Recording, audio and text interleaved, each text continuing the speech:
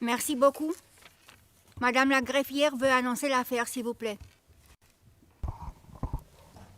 Merci Madame la Présidente, Mesdames les juges. La situation en République des Philippines. Affaire le procureur contre Monsieur Rodrigo Roa Duterte. Référence de l'affaire ICC 01 21 01 25. Et nous sommes en audience publique. Merci beaucoup. Je vais maintenant demander aux parties de se présenter en commençant par le bureau de procureur. Veuillez marquer des pauses avant d'intervenir et parler lentement afin de permettre aux interprètes de traduire de manière appropriée.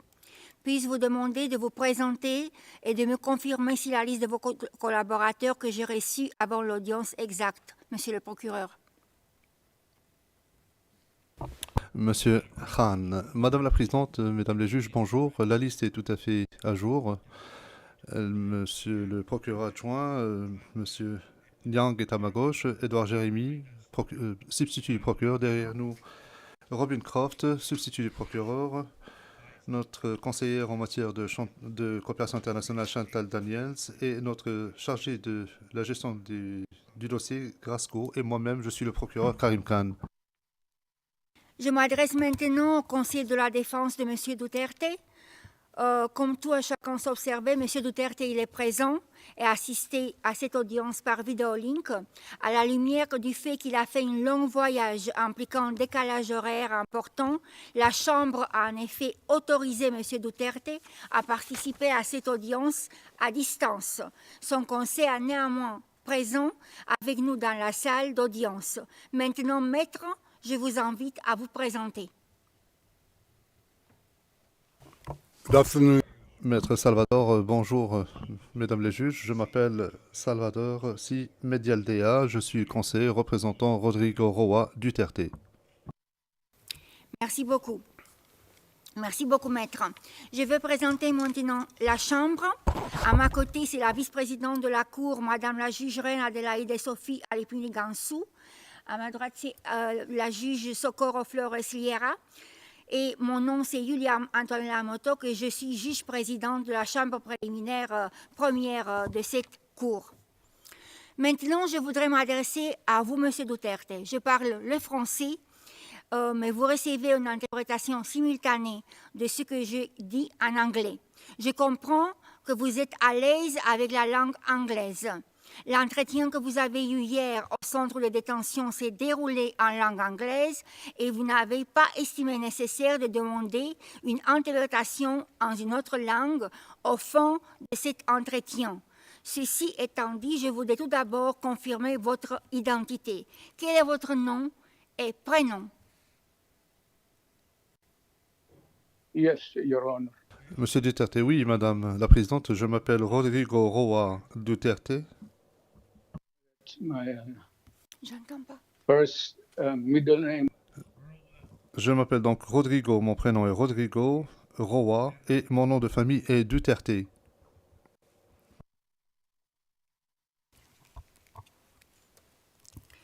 Merci beaucoup.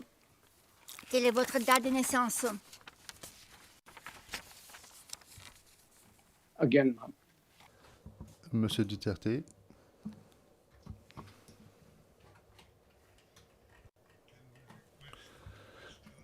Maître Salvador, est-ce que vous pourriez répéter votre question, s'il vous plaît? Je ne pense pas que Monsieur Duterte vous ait entendu. Merci.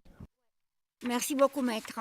Je demandais simplement à M. Duterte quel est son nom et son prénom, et après, quelle est sa date de naissance et son lieu de naissance.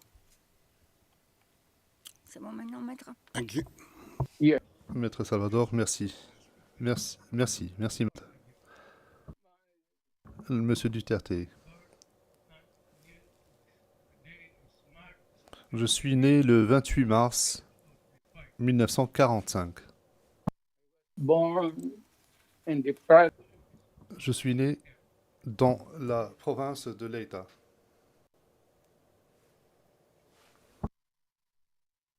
Merci beaucoup. À titre... Aux Philippines. Merci beaucoup, M. Duterte. À titre préliminaire, il est utile de clarifier la nature et la portée limitée de cette audience de première comparution. L'audience d'aujourd'hui n'est ni le début du procès, ni une audience de confirmation de charge. Durant l'audience d'aujourd'hui, aucun élément de preuve ne sera recueilli ni présenté, et les questions touchant à la culpabilité ou à l'innocence de M. Duterte ne seront pas abordées.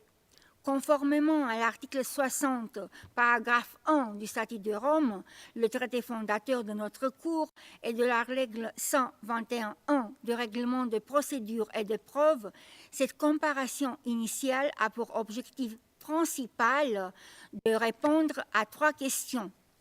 Premièrement, la Chambre doit s'assurer que la personne ayant fait l'objet du mandat d'arrêt a été informée des crimes qui lui sont reprochés. Deuxièmement, la Chambre doit s'assurer que cette personne a été informée de ses droits tels que reconnus par le statut de Rome.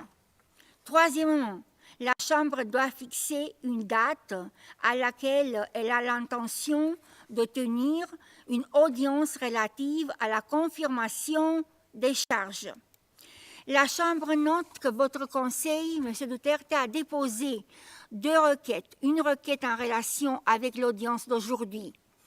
Et vous avez, comme vous savez très bien, les 2 requêtes concernant le fait qu'on doit avoir l'audience à un autre terme ont été pas acceptées par la Chambre vu la nature de l'audience d'aujourd'hui. Aucune discussion supplémentaire n'est pas nécessaire dans le cadre de cette audience parce que, comme j'ai précisé tout à l'heure, la nature de cette audience n'est pas, c'est seulement une nature qui vise de connaître les parties, de connaître les charges, et après de fixer la date de confirmation des charges qui sera ultérieure. S'agissant du premier point, je rappelle que M. Duterte a reçu une copie du mandat d'arrêt le concernant et une version expurgée de la requête du procureur au fond de délivrance du mandat d'arrêt qui est public. Je vais maintenant demander à Madame la greffière de lire les charges qui lui sont imputées. La lecture sera faite en langue anglaise. Je vous en prie, Madame la greffière. Je vous remercie, Madame la Présidente, Mesdames les juges. Le 7 mars 2025, la Chambre préliminaire 1 a conclu qu'il existait des motifs raisonnables de croire que M. Duterte est pénalement responsable, conformément à l'article 25.3a du statut de Rome, et ce, en tant que coauteur indirect présumé du crime contre l'humanité de meurtre, au sens de l'article 7.1a du statut, comme suit. A. Le meurtre d'au moins 19 personnes, qui seraient des trafiquants de drogue ou des voleurs tués par les membres de l'escadron de la mort de Davao, dans différents endroits de la ville de Davao, ville située aux Philippines ou de ses environs entre 2011 et 2016. B. Le meurtre d'au moins 24 personnes, qui seraient des criminels tels que des trafiquants de drogue ou des voleurs ou des consommateurs de drogue tués par des membres des forces de l'ordre philippines ou sous leur supervision, parfois avec l'aide de personnes qui ne faisaient pas partie de la police, en divers endroits aux Philippines entre 2016 et 2019. Merci beaucoup, Madame la greffière. Monsieur Duterte, je ne vous demande pas à vous lever parce que je connais votre condition, donc je vous laisse assise. Vous venez d'assister à la lecture des charges qui sont conformes au contenu du mandat d'arrêt que vous avez reçu. Cela signifie que vous avez été informé des crimes qui vous sont imputés et celui-ci conclut l'examen du premier point précité. Je passe donc maintenant au deuxième point qui concernent vos droits en tant que suspect devant cette Cour. Je vais récapituler certains de ces droits, je ne suis pas exhaustive, qui sont d'une importance particulière à ce stade de la procédure. Il s'agit des droits suivants. Vous pouvez disposer de l'assistance gratuite d'un interprète compétent et bénéficier des traductions nécessaires pour satisfaire aux exigences de l'équité. Vous avez le droit de disposer du temps et des facilités nécessaires à la préparation de votre défense et de communiquer librement et en confidentialité avec le conseil de votre choix. Vous avez le droit de garder le silence et vous ne pouvez pas être forcé de témoigner contre vous-même et de vous avouer coupable. Vous pouvez également faire des déclarations dans le cadre de votre défense sans prêter serment. Outre toute autre communication prévue par le statut, le procureur doit vous communiquer, dès que cela est possible, les éléments de la preuve en sa possession ou sa disposition qui vous disculpent ou qui tend à vous disculper ou à atténuer votre culpabilité et qui pourraient entamer la crédibilité des éléments de preuve à la charge.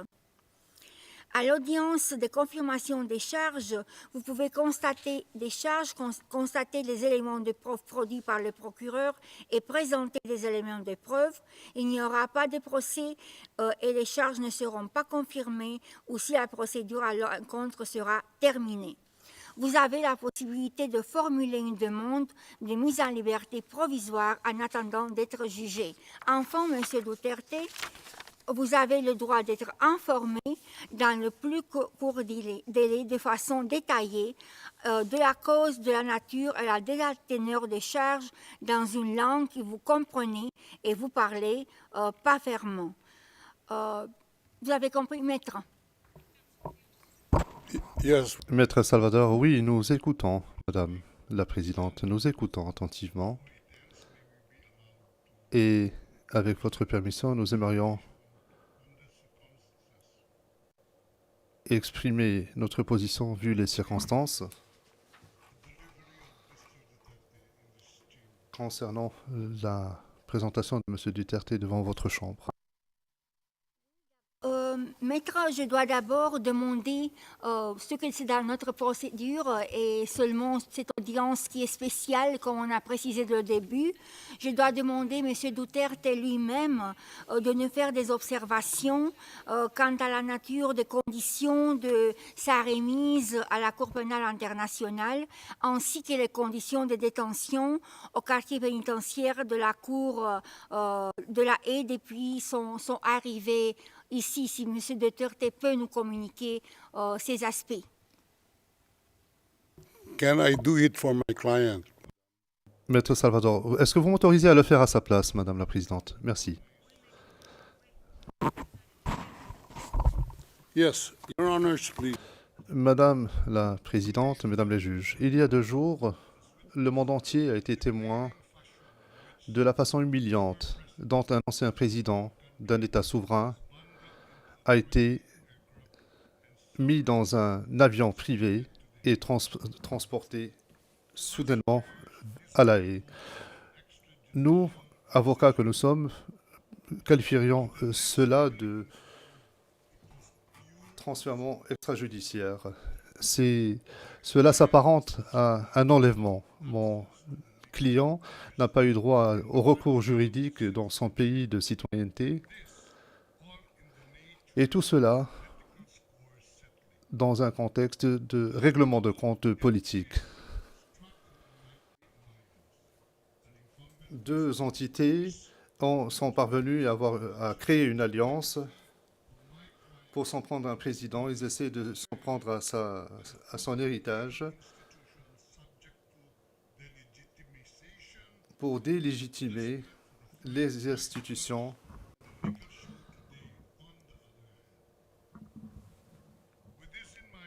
En gardant cela à l'esprit, donc il n'est pas étonnant que mon client ait été enlevé de son pays. Les avions privés de la CPI ne viennent pas de nulle part. Cet avion-là qui a accueilli mon client, eh bien, cela avait été coordonné à l'avance. Les, les Émirats arabes unis ne sont pas un État partie de la Cour, n'ont pas l'obligation de coopérer avec la Cour. Et pourtant, mon client, qui était en transit de ce pays, est resté pendant 5 heures en transit dans ce pays-là. J'invite les représentants du greffe à vous présenter ici, dans ce prétoire, des explications. Comment est-ce que ce transfèrement a pu être autre chose qu'un non-respect des règles de procédure judiciaire? Mon client a une condition sanitaire limitée. Il n'entend pas bien, il ne voit pas bien. Il a été emmené dans un hôpital pour observation. Et ce n'est que ce matin que j'ai eu l'occasion de le rencontrer pour la première fois. Nous avons disposé de moins d'une heure pour discuter de questions juridiques. Je n'ai pas eu la possibilité de lui présenter une version imprimée du mandat d'arrêt parce que nous n'avions pas reçu une telle copie. Je n'ai même pas eu la possibilité de lui expliquer ce que l'accusation a demandé dans sa requête aux fins de la délivrance d'un mandat d'arrêt parce que la Chambre n'a établi qu'une version expurgée de la requête de l'accusation et nous l'avons reçue hier. Donc, ainsi, mon client n'a pas pu apporter de contribution à cette audience. Et plus important encore, il n'est pas en mesure de vous dire qu'il a été informé des charges qui lui sont reprochées, telles que contenues dans le mandat d'arrêt.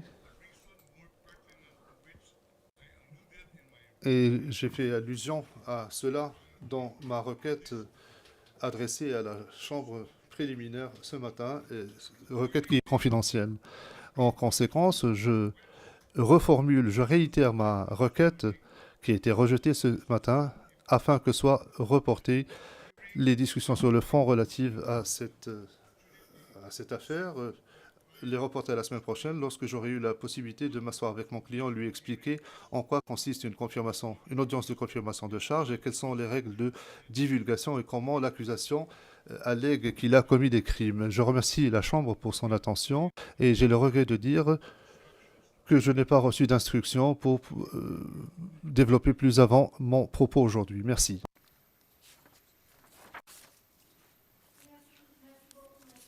D'abord, concernant les problèmes de santé de M. Duterte, je pense que la Cour elle a pris un soin particulier par rapport à la santé de M. Duterte. Et je note que suite à l'arrestation et à votre arrivée au centre de détention, le médecin de la Cour a considéré que vous étiez en pleine possession de vos capacités physiques et mentales. Et vous avez fait l'objet d'un examen médical approfondi à la centre de détention. Aussi, quand vous avez invoqué des questions de santé qui ne vous permettaient pas de venir physiquement à cette audience, les deux médecins qui vous ont consulté, M. Duterte, ils ont constaté que le M. Duterte ne pouvait pas, mais par son accord écrit par lui-même, M. Duterte pouvait participer à notre audience par vidéolink. Ça, concernant les problèmes de santé que vous avez invoqués et qui sont très importants, ainsi que les problèmes de l'âge pour notre Chambre et pour notre Cour en général. Concernant la question des droits de M. Duterte, on a ici le rapport du greffe qui nous indique qu'il était informé sur ses droits, y compris l'article 66 et l'article 67 de statut du Rome, qu'il connaît par le greffier adjoint, et donc il connaît ses droits et il connaissait également ses charges. Donc nous, on a le rapport du greffe qui nous indique cet aspect-là et qui nous indique aussi qu'il avait pris connaissance du mandat d'arrêt en anglais, qui parle très bien, comme tout le monde le connaît. Aussi, vous avez eu la possibilité ici d'avoir encore une fois la lecture des charges en anglais par notre greffier de section. Aussi, moi, j'ai répété en français les droits qu'il avait devant cette cour. Et comme je répète répète ici, encore une fois, il s'agit ici d'une première audience.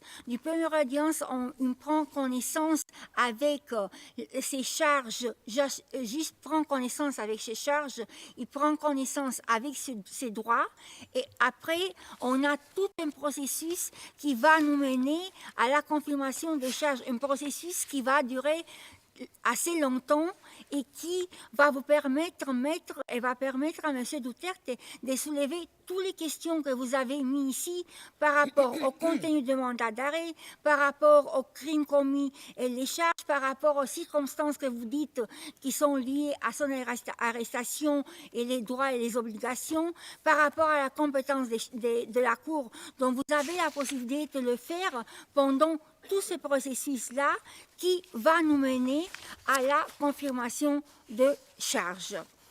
Maître, concernant vos deux demandes pour avoir une autre audience qui est la semaine prochaine, déjà ces demandes n'ont pas été acceptées par la Cour. Vous avez vu que déjà ces deux décisions de la Cour vous ont été communiquées. Donc vous avez pris connaissance que la Cour avait refusé, vu la nature même de cette première audience, qui ne nécessite pas une préparation très approfondie, vu ce que j'ai dit auparavant à plusieurs reprises. Donc maintenant, je vais passer à fixer la troisième étape, de fixer la date de l'audience de confirmation des charges.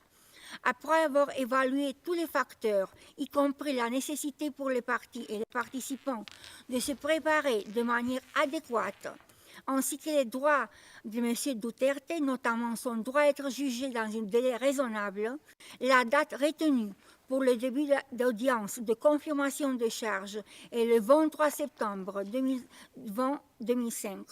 J'ajoute que conformément à la règle 121, paragraphe 7 du règlement de procédure et de preuve, ces dates peuvent être reportées par la Chambre en fonction de l'évolution de la procédure, soit d'office, soit à la demande du procureur ou de la défense. Avant de conclure cette audience, je souhaite informer les parties des prochaines étapes procédurales. Premièrement, je rappelle que, conformément à la règle 122b du règlement de procédure et de preuve, la Chambre tient des conférences de mise en état, que l'échange d'informations se déroule de manière fluide et dans de bonnes conditions. Ces conférences sont organisées soit d'office, soit à la demande du procureur ou de la défense. Deuxièmement, un ensemble de décisions seront prises en temps opportun pour garantir que la procédure se déroule dans de bonnes conditions et rapidement. Plus spécifiquement, je me réfère notamment à une décision relative aux modalités et à la procédure en matière de divulgation des éléments de preuve, une décision fixant un calendrier pour la divulgation des éléments de preuve, une décision fixant un calendrier organisé et sans difficulté pour les parties. À cet égard, la Chambre ordonne au procureur de commencer à divulguer ce jour les éléments d'information sur la base desquels le mandat d'arrêt a été émis et d'achever ces divulgations pas plus tard que dans les 7 jours prochains. La Chambre rendra également une décision sur la participation des victimes et selon le statut de la Cour et dans la mesure où la Chambre le permet, sont autorisés à présenter leurs vues et les préoccupations à ce stade de la procédure. Nous sommes arrivés maintenant au terme de notre audience de première comparution de M. Duterte. Je vous remercie à tous les participants à cette audience, les interprètes et les sténotopiste. L'audience, elle est levée. All rise. Veuillez vous lever.